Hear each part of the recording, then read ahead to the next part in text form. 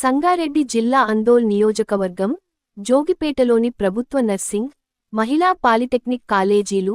కస్తూర్బా గాంధీ బాలికల విద్యాలయాన్ని సందర్శించిన ఆరోగ్యశాఖ మంత్రి దామోదర రాజనరసింహ విద్యార్థినులతో మాట్లాడి వారి చదువులు, కాలేజీలు, స్కూళ్లలో సౌకర్యాలపై ఆరా తీసిన మంత్రి కాలేజీల ల్యాబ్స్లో కొత్త కంప్యూటర్లు, డైనింగ్ హాల్లో కొత్త టేబుళ్లు, ఇతర సామాగ్రి సమకూర్చినందుకు మంత్రికి కృతజ్ఞతలు తెలిపిన విద్యార్థినులు ల్యాబులో ఏసీలు ఏర్పాటు చేయాలని కోరిన స్టూడెంట్స్ సానుకూలంగా స్పందించి అధికారులకు ఆదేశాలు జారీ చేసిన మంత్రి